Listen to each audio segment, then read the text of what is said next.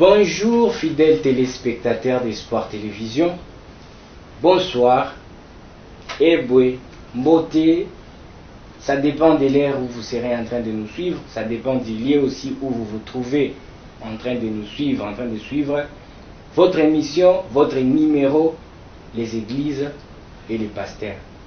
Une émission que vous présente votre présentateur Jefté Moulindo Newton. Une émission qui vous parle des différentes réalités qui se passent dans nos églises avec les hommes de Dieu. Bien sûr qu'il y a des bonnes choses que les hommes de Dieu font au sein de nos églises, et il y a certaines choses qui sont déplorables et ça ne plaît pas aux yeux de Dieu. C'est une émission qui vous éclaire au fait sur tous ces points-là. Et voilà, aujourd'hui dans mon plateau, comme vous pouvez le remarquer, je ne suis pas seul. J'ai un invité très spécial, un invité que je respecte beaucoup, un homme de Dieu qui aura à se présenter lui-même. C'est avec lui que nous allons partager les numéros d'aujourd'hui. Et voilà, sans plus tarder, je vais devoir donner la place à mon invité pour se présenter. Et je vais tourner les regards vers mon invité, le pasteur. Monsieur le pasteur, pouvez-vous vous présenter? Ok, je suis pasteur évangéliste international Imani Moussafiri Richard. Je suis le représentant en RDC de l'église Maranatha Prêtre Church. Nous avons une église à Kinshasa, nous avons une autre église à Kampala, nous avons une autre église au Soudan du Sud, et bientôt on aura une église au Cameroun et dans les provinces de l'Est de la RDC. Je suis le président de Christ sans frontières international, c'est moi le président international, une organisation caritative d'évangélisation et de développement. Nous avons au sein de notre organisation plusieurs serviteurs dédiés qui font l'évangélisation dans les milieux professionnels. Merci. Votre organisation, c'est une ASBEL? C'est une ASBEL. Une ASBEL, pardon. Yeah. Ah, merci beaucoup. Déjà, l'homme de Dieu s'est présenté, le pasteur Imani Moussafiri Richard. Donc, aujourd'hui, fidèles téléspectateurs, vous comprenez bien que nous allons partager notre numéro avec un homme de Dieu, un homme puissant, les représentants de l'église Christ sans frontières, je ne me trompe pas, je pense. Organisation Christ sans frontières. Et l'église Maranatha. Voilà. Les représentants légaux de l'église Maranatha. Les pasteurs internationaux. Ok. Comme il s'est présenté, déjà vous savez avec quelle personne nous sommes en train de partager notre émission. Sans plus tarder, nous aurons à développer notre émission avec vous, notre invité d'aujourd'hui. Et nous avons quelques questions que nous avons eu à préparer pour notre émission, pour essayer un peu de faire voir certaines réalités encore, certaines vérités que le peuple dédié peut ignorer. Et nous avons bien jugé que nous puissions vous inviter en tant qu'homme de Dieu, homme puissant, professionnel en cette matière, entre parenthèses, pour que vous puissiez nous éclairer encore beaucoup plus sur cette matière. Et voilà, après votre présentation, nous aurons à vous poser une autre question. Ok. Monsieur Pasteur Richard, est-ce que vous pouvez nous dire qui est un pasteur? Voilà, un pasteur, c'est un brebis, c'est un berger qui est appelé à garder les troupeaux de Dieu. Okay. C'est celui-là qu'on appelle pasteur. Un pasteur. Il a la mission de paître les troupeaux de Dieu, le peuple de Dieu. Un pasteur, c'est un berger. Oui. Qui a la mission de paître les troupeaux de Dieu. Oui. Ou les brebis de Dieu. Oui. Avec quel objectif? Mais le berger, il est là pour faire la bergerie. Il est là comme responsable de la bergerie, les sentinelles de Dieu. Mais oui, l'objectif, il est les sentinelles de Dieu pour garder le peuple de Dieu, les protéger, les nourrir, les perdre. Parlons d'un berger, c'est déjà un travail qu'il fait. Le paître les troupeaux. Oui.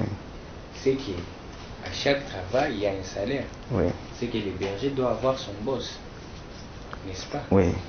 Maintenant, dans le cadre d'un pasteur, qui est le boss du pasteur? Je crois celui qui l'a appelé, celui qui l'a enrôlé, celui qui l'a embauché. Et C'est Dieu qui l'a embauché. Ah, ok. C'est Dieu qui appelle quelqu'un au ministère. C'est celui qui donne tout ce qu'il faut pour que l'homme de Dieu puisse travailler et faire l'œuvre de Dieu. Très bien. Oui. Peut-être les spectateurs, vous comprenez que c'est Dieu qui appelle les pasteurs. Notre émission est tellement riche. Il y a beaucoup de points que nous allons toucher aujourd'hui sur les pasteurs et vous aurez à découvrir encore beaucoup de réalités. Notre émission nous promet vraiment la joie. Un pasteur, c'est celui qui a reçu l'appel de Dieu. Oui. C'est un berger que Dieu lui-même a engagé Oui. pour paître les troupeaux qui est le peuple de Dieu. Oui. Il y a une autre question qui vient après ça. Alors, pour être pasteur, il faut avoir un appel ou il faut être élu, passer aux élections, on organise les élections. La Bible ne nous dit pas qu'un pasteur doit être élu ou choisi par un homme. Un pasteur doit être appelé. Nous avons vu beaucoup de choses au travers le monde là où nous avons passé. Il y a des gens qui sont proclament pasteurs. Il y a d'autres personnes que leurs frères placent dans une église locale et on les appelle directement pasteurs. Alors que ce n'est pas ça. Un pasteur doit être appelé par Dieu.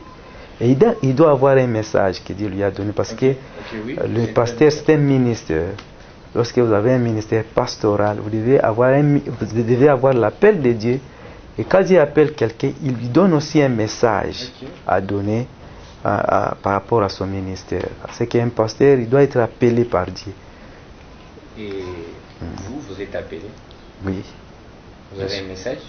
Oui, j'ai un message que Dieu m'a donné, le message de la repentance. En fait, je suis, par rapport au ministère, parce qu'il y a 5 ministères, je suis évangéliste. Et mon message partout, j'ai toujours passé, je prêche souvent la repentance et le retour de Jésus-Christ. Oui, c'est ça, Maranatha, bien entendu. Et les âmes sont gagnées?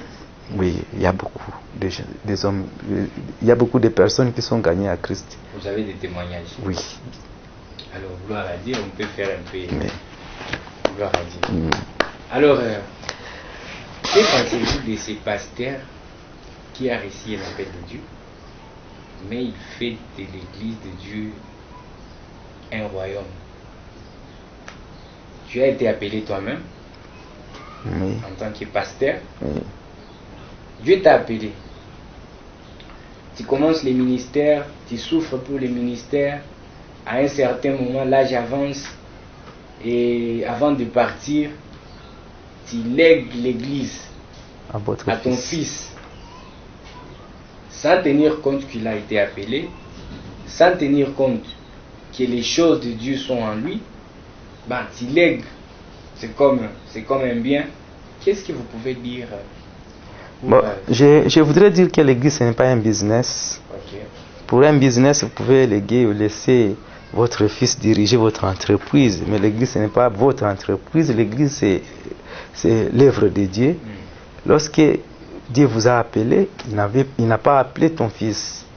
Alors si Dieu vous a appelé, vous devez suivre les pas de Jésus, vous devez suivre les pas de Dieu. Évidemment. Alors si quelqu'un laisse son fils après sa mort, il doit se rassurer si le fils en question il est appelé aussi. Si le fils n'est pas appelé, alors ce n'est pas important parce que dans l'œuvre de Dieu, on a des catégories de fils. On a le fils biologique, on a aussi le fils spirituel. Vous pouvez laisser à votre fils spirituel la personne dont vous avez formé, encadré, vous avez guidé. Et celui-là qui peut remplacer. Est-ce qu'il peut y avoir des conséquences vraiment si vous laissez l'église à votre fils biologique qui n'a pas reçu un appel de Dieu? Il y a des conséquences parce que la personne en question ne fera pas l'œuvre de Dieu selon la ligne selon l'appel, selon l'alliance que Dieu avait donnée à son Père. Quelqu'un qui n'est pas appelé, il y a d'autres pasteurs qui ne sont pas même convertis. Ok. Ils ne sont pas convertis. Parce qu'il n'est pas appelé, il n'est pas aussi converti. Non converti. Oui, il Mais n'est pas il converti. prêche la Il bonne prêche la nouvelle. parole, mais il n'est pas Et converti. il gagne les âmes. Non, non. Celui qui n'est pas converti ne peut jamais gagner des âmes. Mais il a une église. Il a une église, il dirige l'église qui lui a été léguée par son père, biologique. Avec plus de 1000 personnes. Mais avec beaucoup de gens. Avec beaucoup de gens. Alors, les pasteurs, quand vous voulez laisser votre fils, vous devez vous rassurer si votre fils est appelé. Et je pense, si le fils est appelé, le fils biologique est appelé, je pense il serait mieux que de le laisser aussi, ce n'est pas aussi mauvais. Parce que lui, il a au moins, il connaît les souffrances des lèvres dont vous avez fait, il aura les soucis de cette œuvre s'il est appelé. Alors si le pasteur que vous allez léguer l'église n'est pas appelé, ce n'est pas important, ce n'est pas beau de laisser l'église. Et quand le fils n'est pas appelé, il y a un danger. Il y a un danger, il y a beaucoup de choses. Il y aura beaucoup de choses. Par exemple. C'est là que vous verrez que le pasteur, comme il n'est pas converti, il n'est pas appelé, l'œuvre va risque de commencer à chuter. Okay. Il y a ça comme première conséquence. Il y aura beaucoup de déviations. Okay. Il y aura beaucoup de déviations. Nous voyons aujourd'hui des pasteurs qui se comportent mal. Nous voyons aujourd'hui des pasteurs qui sont en train de vivre mal, couchés avec deux filles à l'église.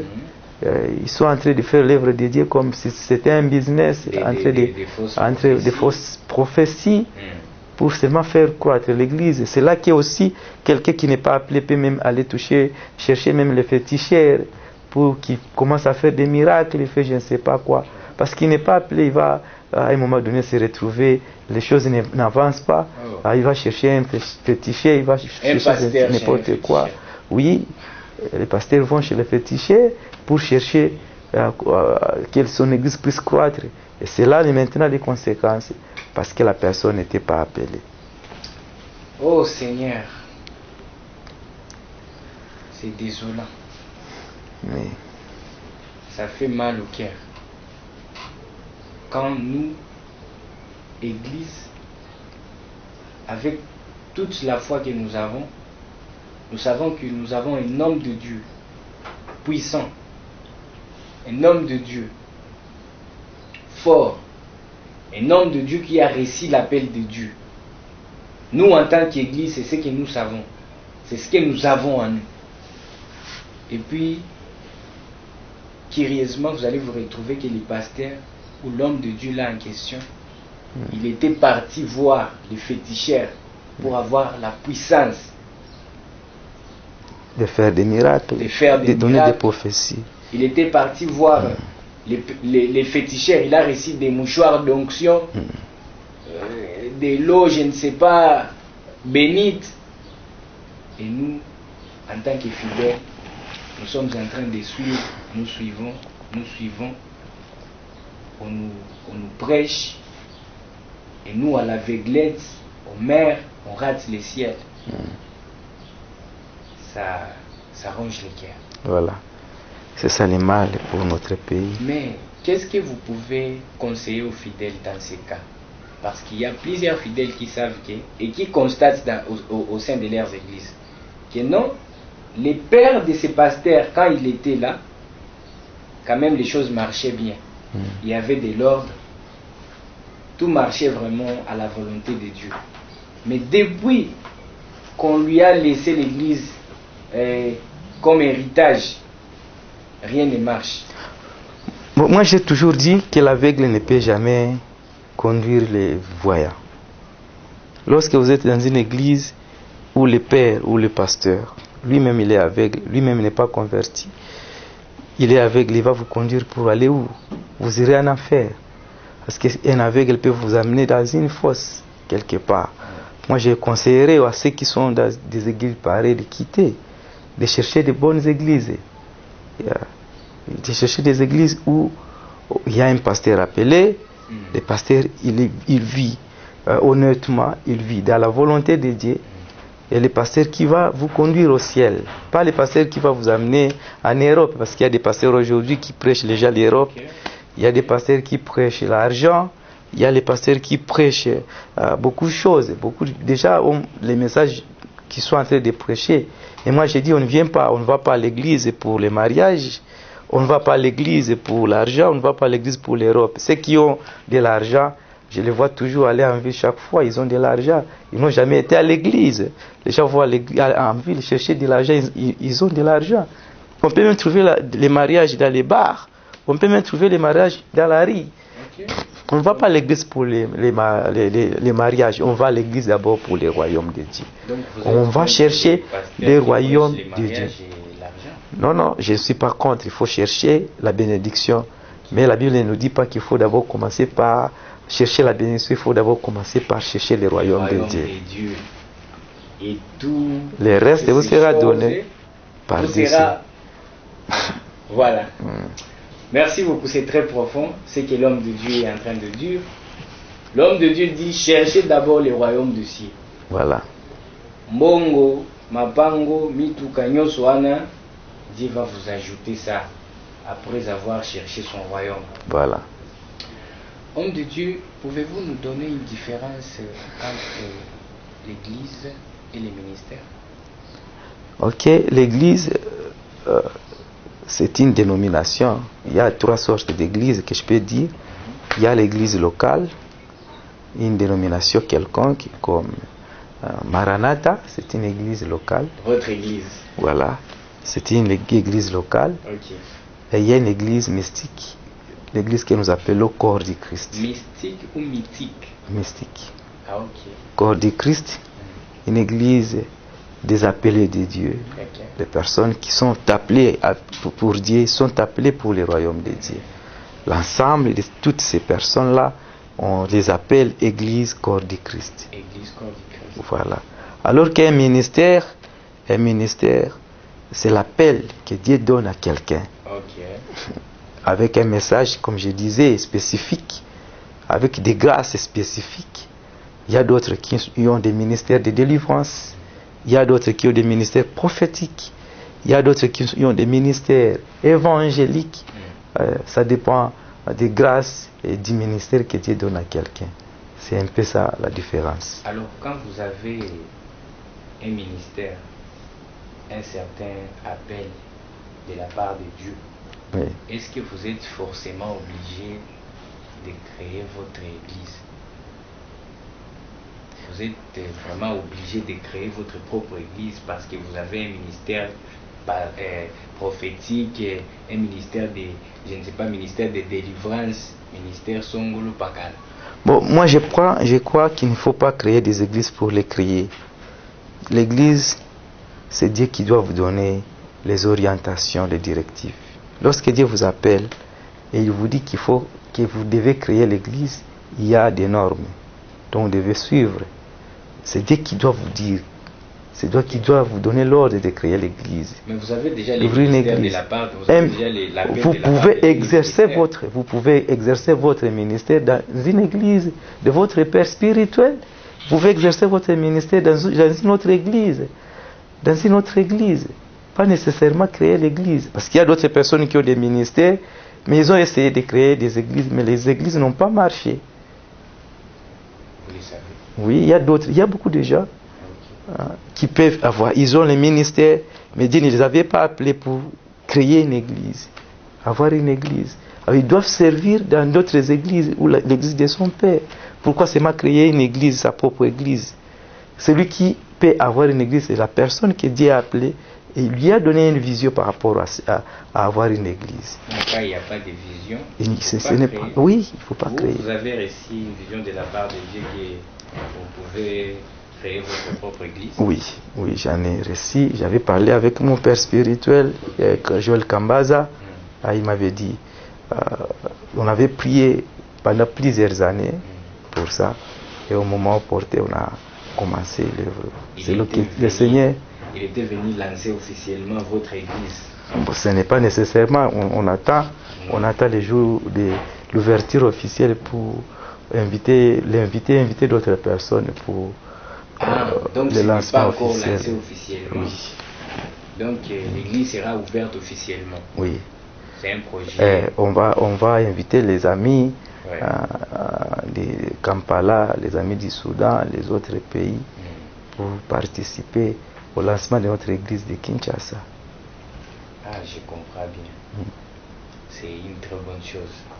Nos fidèles téléspectateurs comprennent que nous sommes en train de débattre ou de décortiquer différents points, différents sujets avec un homme de Dieu, un homme fort, le pasteur Richard, pas Richard Moussafiri Imani, les représentants légal de l'église Maranatha. C'est ça. Vous êtes bel et bien dans votre émission Les églises et les pasteurs. Ne vous posez pas beaucoup de questions si vous venez de nous atteindre maintenant. Ne vous posez pas beaucoup de questions sur ce qui est en train de se passer. C'est comme ça, nous sommes dans l'ambiance de Dieu, l'ambiance du Saint-Esprit. Nous sommes en train de débattre sur la bonne matière. Parce que la bonne matière, c'est la matière qui forme les gens pour la vie éternelle. Pas la matière que nous recevons à l'école pour avoir des licences, des diplômes, je ne sais pas de quoi, pour travailler dans des entreprises. La Bible dit, toute chose passera sauf... Qu'est-ce qui ne passera pas? La parole de Dieu. L'homme de Dieu dit que la parole de Dieu ne passera pas. Et c'est ce que aussi ma Bible me dit. J'ai ma Bible qui dit que la parole de Dieu va rester éternellement. Voilà. Maintenant, si tu n'es pas instruit dans la parole de Dieu, même si tu avais des véhicules, même si tu avais des maisons, même si tu avais un boulot qui te paye, je ne sais pas comment, tu es à l'aise, tu peux partir en Europe, tu peux aller n'importe où, comme tu veux, sache que la parole de Dieu seule ne tombera jamais. La parole de Dieu seule va rester jusqu'à la fin. Non, éternellement. Pas jusqu'à la fin, parce que le monde a sa fin. Mais quand on parle de l'éternité, donc il n'y a pas de fin. Parlant de l'éternité, c'est que la parole de Dieu égale la parole de Dieu jusqu'au bout. C'est que Dieu égale Dieu jusqu'au bout. Toi là, pasteur, non, pas toi. Vous, avec beaucoup de respect, cher, soi-disant homme de Dieu, parce que celui qui trompe le peuple de Dieu, c'est un soi-disant homme de Dieu, qui nous suivait de partout dans le monde. Écoutez bien ces messages. Écoutez bien ce que le pasteur vient de dire de la part de Dieu. Parce que nous sommes en train de passer une émission. Bien sûr que nous sommes les chairs, mais il y a un esprit de Dieu au fond de nous qui nous guide de parler de la part de Dieu. Vous qui détournez le peuple de Dieu, changez vos mentalités, changez ces manières-là. Si tu n'as pas réussi un appel de la part de Dieu, arrête de détourner le peuple de Dieu. Si tu n'as pas réussi un message à donner de la part de Dieu, conforme-toi aux règles d'une église quelconque, avec des dirigeants, avec des pasteurs, ils vont t'encadrer. Et si Dieu, peut-être à la longue, voit que tu peux recevoir un appel maintenant pour commencer ton église, pour aller aussi émerger ailleurs, Dieu va t'appeler. Voilà. Dieu va te signaler. Parce que Dieu appelle quand il veut. Il peut appeler quelqu'un depuis qu'il est enfant, comme il a appelé Samuel. Il peut appeler l'autre quand il est grand, comme il a appelé Saül. Saül était un persécuteur des églises. Il tuait les hommes de Dieu. Il fit un grand malfaiteur. Tout le monde connaît l'histoire de Saül. Surtout les gens qui lisent la Bible, la parole de Dieu. Mais qu'est-ce que Dieu a fait de Saül? Il a transformé Saül. Et Saül a commencé à parler. Il est devenu Paul, parce que nombreux ne savent pas. Saül est devenu Paul. Il a parlé de la part de Dieu. Et là, nous pouvons lire dans la Bible les épîtres de Paul aux Corinthiens, de Paul, je ne sais pas, aux Galates. Il a été converti, il a reçu l'appel de Dieu, étant déjà grand. Et moi, je trouve que ces hommes de Dieu, je ne sais pas si vous serez d'accord avec moi, je trouve que ces soi-disant hommes de Dieu qui servent Dieu, qui font comme s'ils servent Dieu, alors qu'ils trompent le peuple de Dieu, peuvent être comparés à Paul, à Saül, quand Saül était encore inconverti. Parce qu'il tue le peuple de Dieu. La parole tue. Et la parole tue trop mal. Parce qu'une parole que vous avez mal réussie, ça peut vous détourner et votre vie entière devient un désastre. Ok. Et votre vie entière devient un désastre. C'est que nous pouvons dire ensemble avec l'homme de Dieu que ces pasteurs puissent changer leur manière de faire les choses aussi. Qu'ils soient convertis, parce que ils vous se avez convertissent, signalé qu'il y a des pasteurs oui, non convertis. ils se convertissent et se conforment à la parole de Dieu. Ok.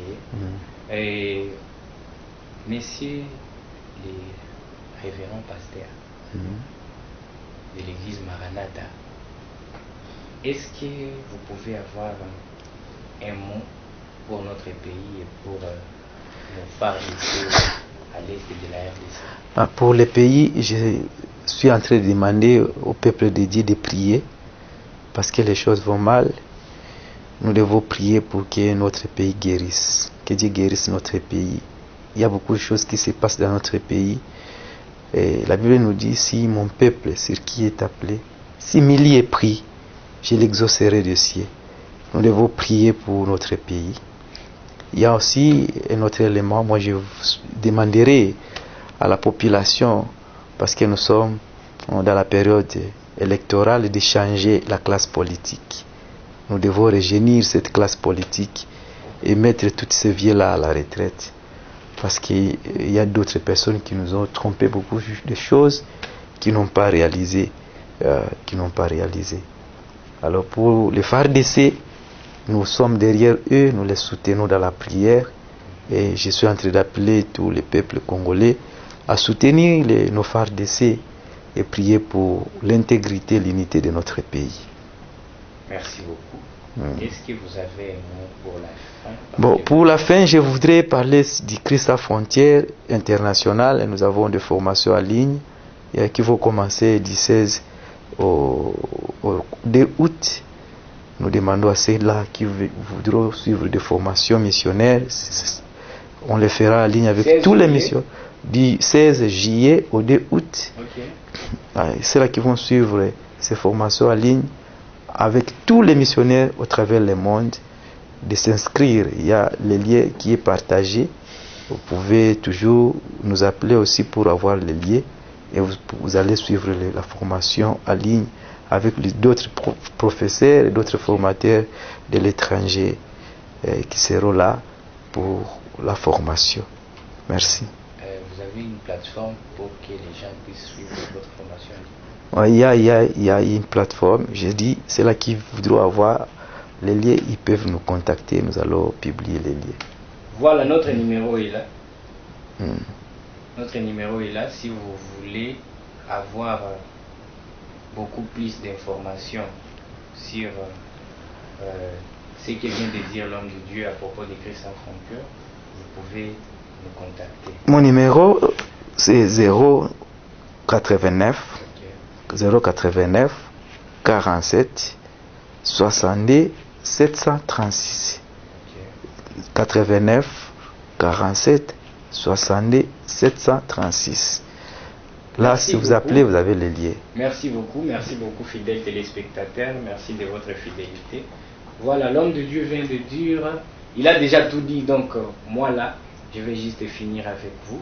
Merci à tout le monde qui était en train de nous suivre. Je vois mon fidèle téléspectateur, les managers privés, Albert Mouzali Wakitoga. Que Dieu puisse vous bénir. Je vois l'homme de Dieu, le prophète Daniel Moubemba. Que Dieu vous bénisse. La femme forte, la femme puissante, Maman Grâce Maïmona.